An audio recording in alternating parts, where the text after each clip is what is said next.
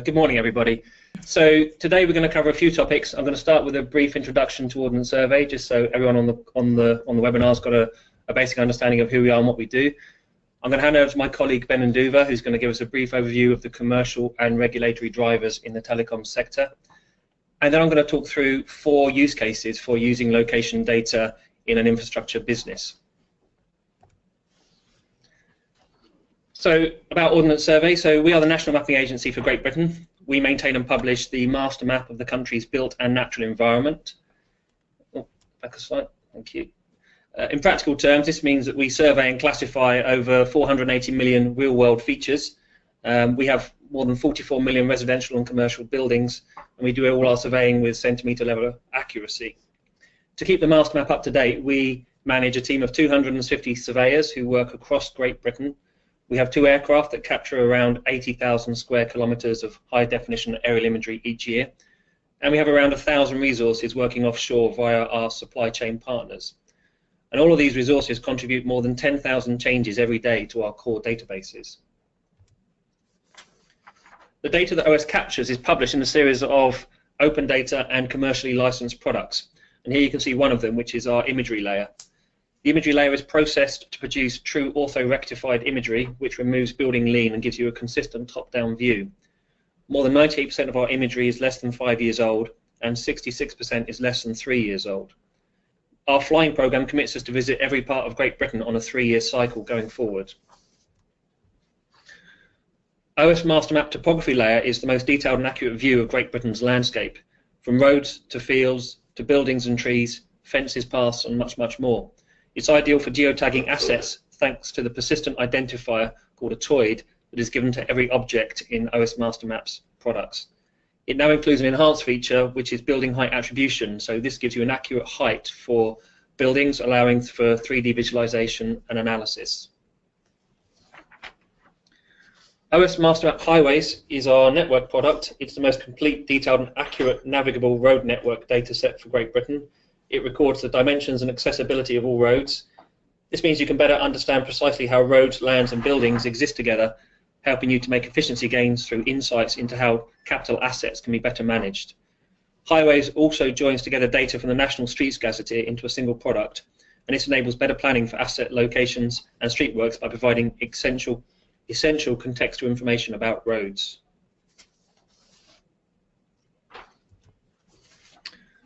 And lastly, we have address base. So this contains approximately 40 million records. It's the definitive address register for Great Britain. It provides the most up-to-date, accurate information about addresses, properties and land areas where services are provided. Key features of address base include a unique property reference number. This is given to every property in the database, and this allows you to cross-reference data easily and link information to a single record. We have geospatial coordinates for every address, allowing you to understand the precise location of an address in its geographic context. We have multiple occupancy records, such as residential addresses that most likely have a single address point, such as blocks of flats. Address base contains all of Royal Mail PAF. It also includes classifications, so all addresses are classified by their functional use, such as whether they're residential or commercial. You can plan for the future with address base. We show where new homes and offices are going to be built by having provisional or planned addresses in the database. We also include historic and alternative addresses, and these can help you to spot fraud, for example, by immediately identifying properties that no longer exist, and we can also identify named properties. Address base premium contains around 40 million addresses, which compares to around 28 million that you will get in a standard Royal Mail PAF.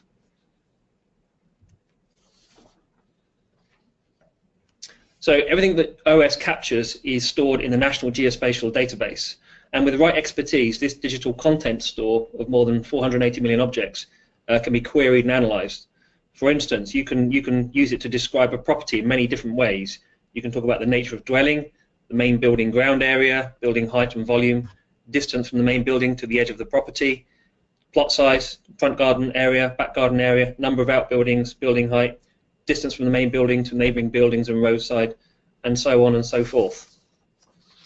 And in the use cases, we'll show some examples of how you can use this analytical capability.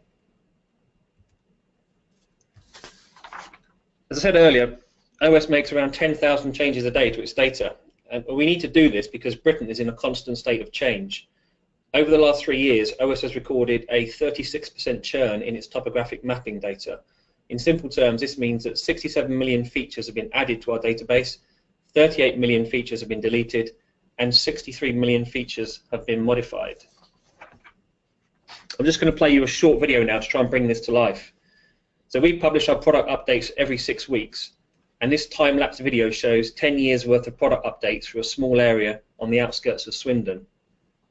It's interesting to note that 10 years is also the period in between censuses in Great Britain, the last one being held in 2011. And we often see organisations relying on census-derived data to make important investment decisions, all the time unaware of the magnitude of change that has occurred since the investment was made. So planning for, understanding and reacting to all this change is one of the preeminent reasons for infrastructure operators to use Ordnance Survey data. I'm going to hand over the microphone now to my colleague Ben Nduva, who's going to talk through some of the regulatory and commercial drivers affecting the telecoms sector. Thanks, Richard. Hello, everybody. My name's Ben Nduva. I'm Head of Energy and Infrastructure at Ordnance Survey. My team and I look after all of our relationships across the utility sector, including telco. So before we get into the detail that Richard's going to cover around how we're supporting the sector, there are a couple of sort of regulatory and business drivers that are underpinning the discussions that we have, and they come up regularly when we're talking to communication service providers. The Digital Economy Act in 2017, the government intends to introduce a broadband universal service obligation that will give everybody the right a legal right to decent broadband. Currently, decent is considered to be 10 megabytes. This is supposed to be in place by the next election, or May 2022. Broadband Delivery UK, BDUK, since 2013 has been supporting the rollout of broadband, rollout primarily across more rural areas, but typically where return on investment and the engineering function is more challenging. It's a funded program, but of course planning is key. In the autumn statement on the 22nd of last month, the local Full Fibre Networks Challenge Fund was launched. This is a £200 million fund aimed to stimulate further commercial investment in full fibre networks across the whole of the UK landscape, including both rural and urban locations, England, Scotland, Wales, Northern Ireland. And it's intended to demonstrate approaches that will encourage additional private investment.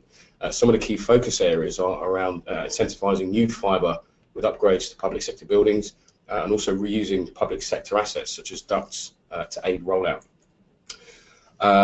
Into Europe now, the Electronic Communications Code, which is now starting to take effect, focuses on the rules around the deployment and maintenance of mobile phone masts. Under the new code, landowners would have less freedom to charge premium prices for the use of their property by telecoms companies. Under the plans, rent rates would effectively be based on the underlying value of the land. So this will certainly drive the deployment of more assets, but of course siting these assets and planning is still paramount. Ofcom, some time ago, changed its focus for wireless telco providers from population coverage to 90% geographic coverage. And now what we're starting to see is the likes of people like Everything Everywhere, who were recently bought by BT. They're now measuring themselves against how long customers are actually connected to 4G. So again, when you start to understand some of the frequencies that are in play at 4G and small cell deployments, which my colleague Rich is going to get onto, planning, once again, an understanding of the built and natural environment, really important. And last but not least, of course, customer experience. So more generally, customers are demanding reliable, more ubiquitous services. Customer churn is currently running around 22% for most telcos, and a significant proportion of that is related to service faults and coverage issues. So for the typical telco, that's hundreds of millions of pounds every year that's lost, that could be reduced through better network planning and optimisation. So without further ado, let me pass back over to Richard, who will bring us all up to speed. Thank you, Ben. The next part of the webinar, I'm going to go through some example use cases. Now, these are projects or pieces of work that we've done with customers in the past. So they do have a real context. The first one is around locating and managing your assets. So this is the first and most common use case for geospatial data by an infrastructure company. So geo-referencing your assets against a detailed and accurate base map, such as master map, makes it easier to locate those assets when you're on the ground, especially hidden underground assets. It makes it easier to assess risks and hazards associated with your assets, such as the proximity of a watercourse, a school, or a hospital. You can track changes to the built and natural environment and assess the impact on your assets, and you can more accurately plan the location of new assets, such as new property connections. The combination of an organisation's asset data with location data from Ordnance Survey makes the following critical capabilities possible. Perhaps most fundamentally, it can help you to improve operational efficiency. So field engineers can be better prepared for maintenance and repair tasks, and then locate assets when they're on the ground, especially underground assets. By understanding surrounding features, such as historically or environmentally sensitive sites or tall buildings, you can improve planning accuracy. Knowledge about proximity to hazards protects against accidents and network exposure. New network developments or extensions are made more efficient, more timely, and less disruptive. An accurate asset register and validated location also enables auditable financial reporting. Secondly, in highly regulated sectors, location intelligence can play a critical role in ensuring compliance. So failing to maintain a service to a customer within the regulated time may carry a fine.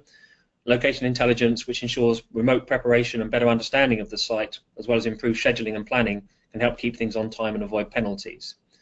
Streetworks accuracy is a problem for many utilities. Often they have to be completed within very tight time parameters. So the most accurate and up-to-date information is required for reliable compliance. Regulation often demands cooperation between infrastructure companies, so sharing accurate, consistent and comprehensive information on each other's assets is also essential. Lastly, accurate interaction with customers improves satisfaction. It can attract new business and delivers more effective and cost-effective customer service.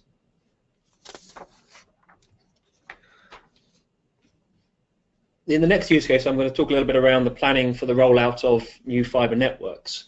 So in planning for those, location data can be used to, I think, to answer three fundamental questions. First one being, where do I build a new network next? Second being, how do I plan to expand my current network? And lastly, what is the optimum layout for a brand new network? So taking the first one, this is essentially a macro planning question. So which localities in the country will provide the best return on investment for the rollout of a new network? So at Ordnance Survey, we devised a methodology to use spatial analytics to rank postcode areas according to the cost of provision for underground fibre to every property in that postcode. So this required the analysis of the characteristics of every property in the postcode area. So we created some spatial queries that analysed for each postcode area the total number of addresses in that postcode split by residential and commercial, the total distance and average distance between the properties and the curbside, the total distance and average distance between the centre points of every property, and the presence of any large gaps in the postcode, which we defined as distances of greater than 50 metres to connect at least two properties. The data was collated into a model for each postcode in Great Britain, each postcode area, and this provides a simple and objective comparison of the cost to provision new fibre networks across different postcodes. You can go further and add postcode level demographic data to predict the likely take-up of services, thus improving the targeting further.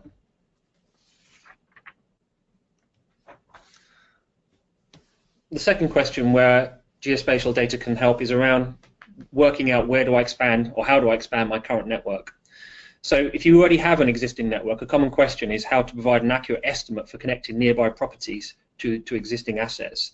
And again, spatial data analysis can provide the answers.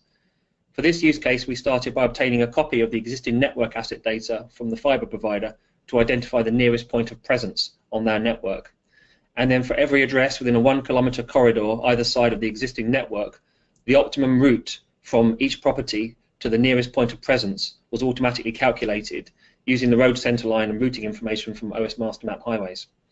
And for every address, therefore, we had a calculated distance between the existing network, shown here in red, and the individual address, shown in sort of pink. And that information is calculated and stored in a table for ingestion into customer quotation systems.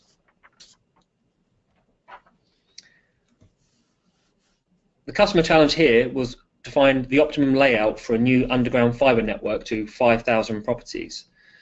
So within the defined area shown on the left, we were asked to calculate an approximate network layout for the delivery of fibre optic to each property. The goal was to generate the plan in an automated way using only OS spatial data and routing algorithms that we devised, and create a configurable rule set so you can adjust the parameters. The rule set that we created included the ability to minimize both the total length of cable used and the number of road crossings, avoid routing across obstructions such as houses, gardens and businesses, railway lines and level crossings, bridges, tunnels, watercourses, etc. Avoid roads and paths with difficult reinstatement conditions or special designations such as lane rental schemes. We wanted to cluster nearby properties into smaller distribution groups with a maximum property count of 32 properties per group. And crucially, we wanted the algorithm to place cables in the roadside pavement instead of in the centre of the road, so giving a more realistic view of where you'd actually place the network. So the goal was achieved with an automated process that created the detailed network plan shown in the right-hand image. The clustering of 32 properties, for that we used the multiple occupancy data from address space. This identifies flats and maisonettes, thus allowing us to account for the exact number of flats in a building rather than treating all flats or all buildings as just being one property. The layout also included the delivery of cable all the way to the front of the main building rather than just to the property boundary or the closest point of the road, again to try and give a more realistic view of how you'd build it out in reality.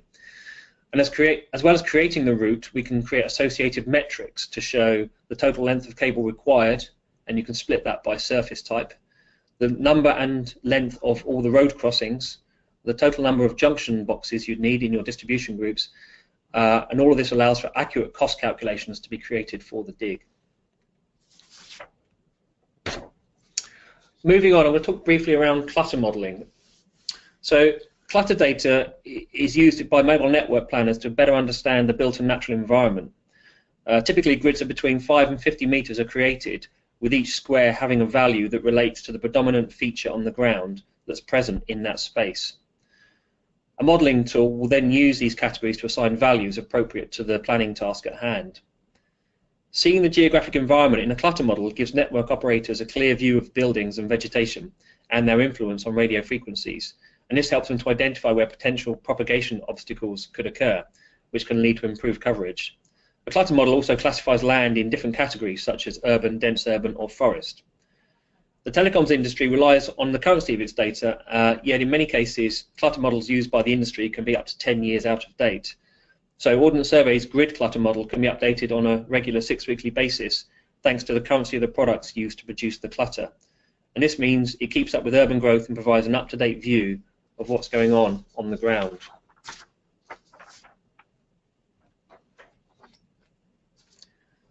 Another common question we get asked OS is how to identify the ownership of land and property that assets are located on, alongside or underneath. So ownership information is held by the Land Registry in England and Wales. Each data can be accessed as a spatial layer that can be overlaid on top of OS master map.